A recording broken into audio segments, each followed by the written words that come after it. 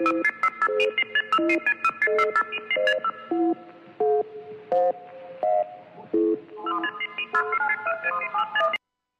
your lifeline to a better life. The only show that answers the question, how do I get there from here?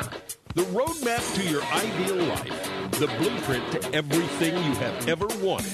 The secret code to unlock your inner millionaire. It's the Marshall Sylver Show. Are totally live. Welcome home. Glad you're with me. It's a beautiful day to get famous. We're talking with David Avrin, the visibility coach, author of the book, It's Not Who You Know, It's Who Knows You, which couldn't be more true. Before the break, I was asking, top 3 brands in your opinion. Oh, you know what? It depends on who rates them. You know, from my perspective, I think number 1 has got to be Apple. Not only do we know who they are, but we know what they stand for. It's not about, for them, it's not about incremental increases. It's about revolutionary increases. They have very few products. Everyone is extraordinary. Whether you're a Mac addict or an iPhone convert, there's nobody who has a negative feeling. You understand what they do. They're very clear from a branding perspective, which for those listening as well, is what do they think of you at the mention of your name? When I say Apple, when I say Walmart, when I say Disney, when I say popsicle, Harley Davidson, certain images come to your mind, and by and large, they're the exact same images, the exact same words, because they've done such a good job of not only communicating who they are, but living up to that promise on a day-to-day basis. I wouldn't want to be sitting in the back rooms at British Petroleum, at BP today, because their brand means something very, very different. What's the biggest mistakes people make in branding, and how can we avoid them? You know, I think the biggest mistake that almost everyone in business makes, whether it's a solopreneur, a business owner, or almost anything, is they're very myopic. And what I mean is, I think most do a fairly good job of understanding their customers, what they need, meeting those needs, but in their marketing materials, on their websites, in their verbal pitches and sales presentations, what they do is they have a very clear one-on-one conversation. Here's what we're good at. Here's how we can meet your needs. And here's why we are a very good choice. What they fail to recognize is, and fail to accomplish, is to differentiate themselves from the thousands of others, in some industries maybe it's only dozens of others, who are also a very, very good choice. Because here's the bad news. And the bad news is everybody's good. Everybody, by and large, I mean, there's a few that'll fall by the wayside. If everybody is good, the bigger question is, why are you a better choice, not just a good choice? One of the things I talk about in my presentations, and I speak across the country and around the world, is I talk about what I call the 4 most dangerous words in business. And those words are all things being equal. All things being equal, by and large, we will shop based on one simple criteria, and that's price. For those listening today, who aspires to be the low-price leader in their category? Pardon my language, that sucks. Well, it does suck, and the challenge is it's not a winnable battle for a minor company. If the minor companies, the only way anybody could win that battle is extremely deep pockets. Right. Or you have to do it. The only way you can be the low-price leader is you do it on volume. So Walmart can do that very well, and Home Depot can do that very well. For the rest of us, we have to make a clear differentiation. When all things are equal, they're going to shop based on price or proximity, whoever's the cheapest and whoever's the closest.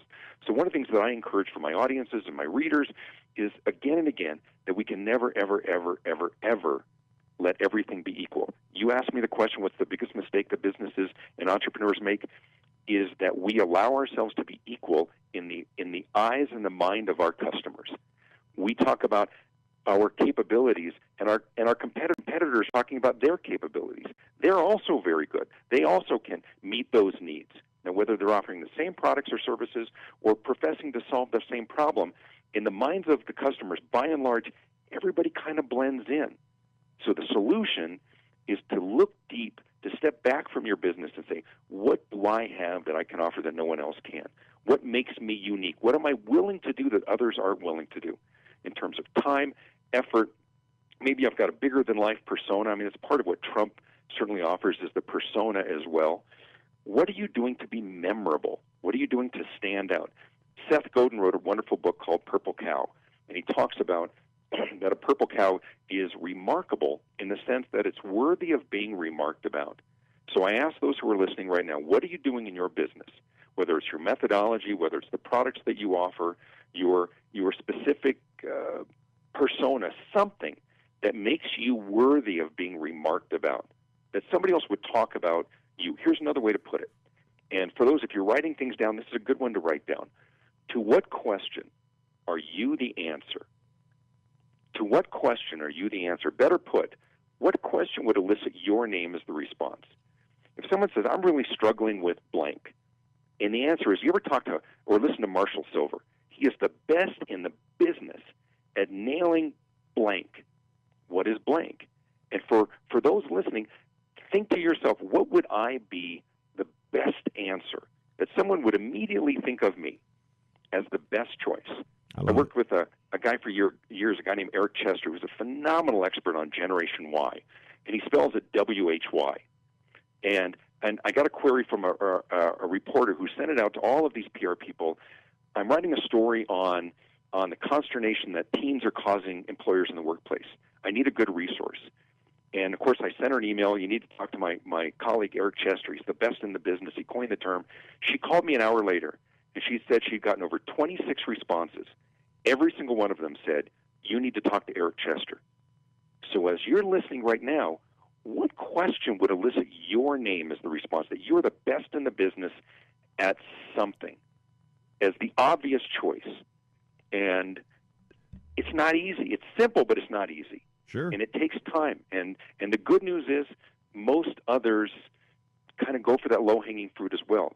What we see time and time again, Marshall, is these simple claims that mean nothing.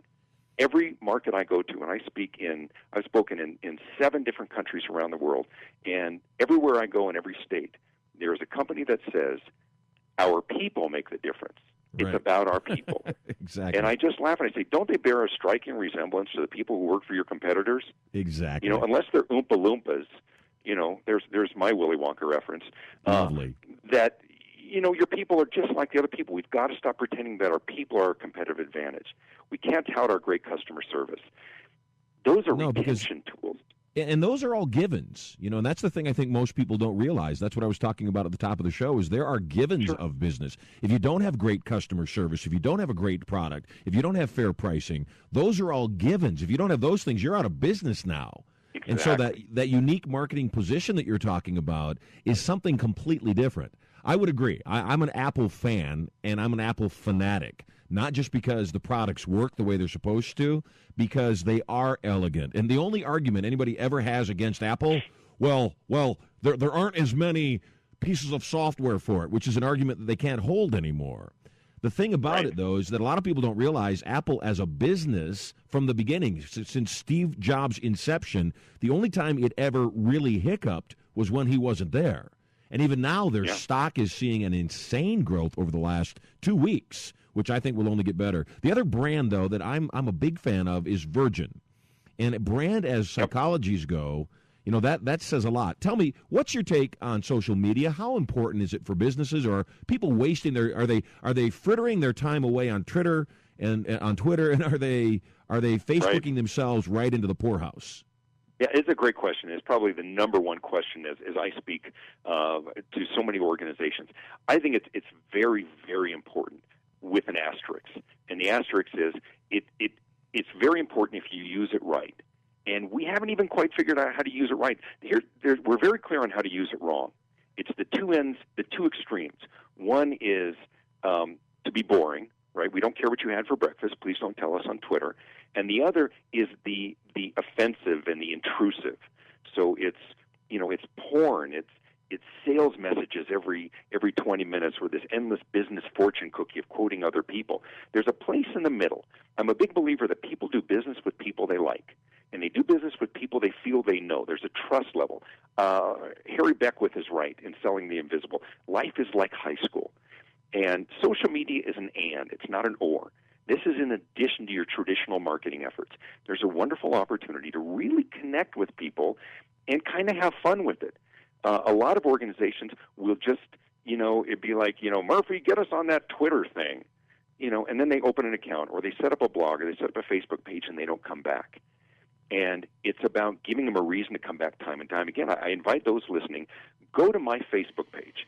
My name is David Avrin, Avrin. Go friend me on Facebook.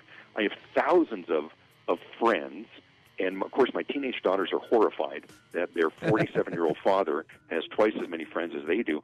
But I'm very strategic. I have great fun with it. I have a post on this morning about joking about Princess Catherine, who's in town with the prince, and I said, she's followed me here, and we have to come to terms with the fact that it's over. It was beautiful what we had, but we have to move on. It's better this way, or I find when I post business-related items on Facebook, you can hear crickets chirping.